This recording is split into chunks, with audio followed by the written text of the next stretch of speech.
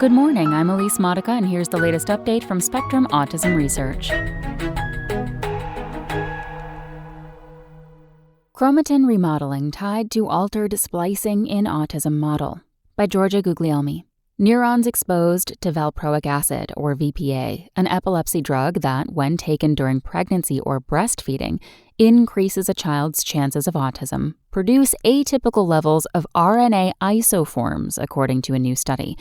Several of these alternate RNA versions are encoded by genes tied to autism, the study also shows. VPA is known to unravel chromatin, the coiled complex of DNA and proteins in a cell's nucleus. The new findings suggest that environmental perturbations that alter chromatin structure can influence not only gene expression, but also how a gene's coding regions are shuffled to produce several versions of a protein.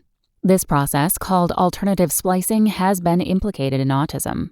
Altered splicing patterns may also result from mutations in chromatin-regulating genes, some of which are linked to autism and other neurodevelopmental conditions, says Sofia Lizarraga, assistant professor of molecular biology, cell biology, and biochemistry at Brown University in Providence, Rhode Island, who co-led the new research. For example, dampening the levels of the autism-linked chromatin regulator CHD8 alters splicing in neurons, a December study showed.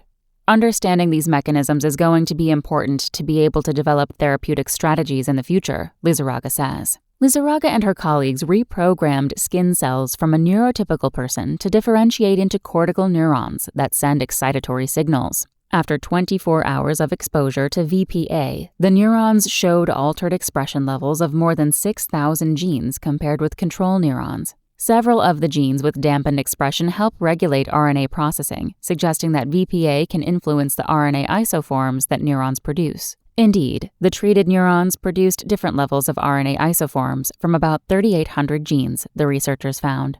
Those genes tend to be involved in transcription and chromatin regulation, whereas differentially expressed genes are associated with synaptic structure and function. About 25% of these two classes of genes overlap with autism-linked genes, including CHD2 and SETD5, the researchers found.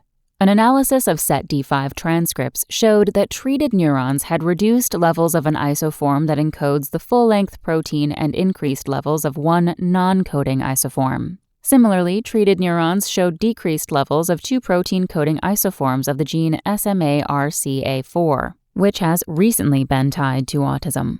We saw several examples in which the main coding isoform was down and the non-coding or truncated isoforms were up, Lizarraga says. That could really be affecting the biology of neurons.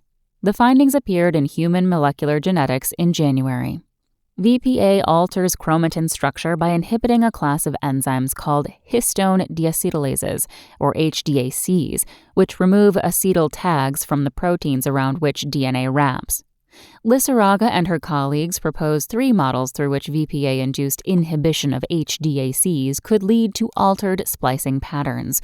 By changing the rate at which the transcription machinery travels along DNA, by directly hindering the interaction between the enzymes and splicing factors, which piece together different RNA segments, or by preventing histones from recruiting those factors to chromatin.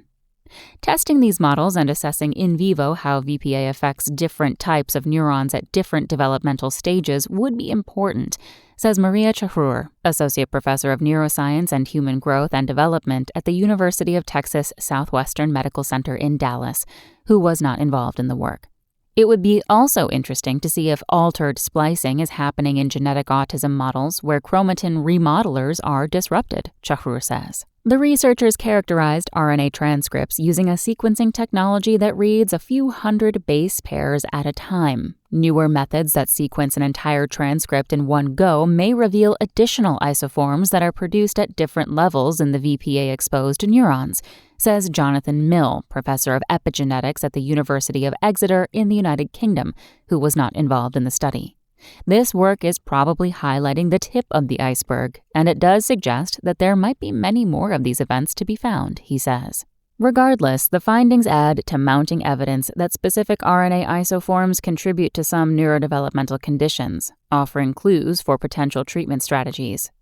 There's huge excitement around things like antisense oligonucleotides, for instance, that can target the RNA molecule and silence specific transcripts, Mill says. If researchers identify specific RNA variants that are differentially produced as a result of an environmental exposure or a genetic mutation tied to autism, these types of drugs may help restore typical levels of those isoforms, he says.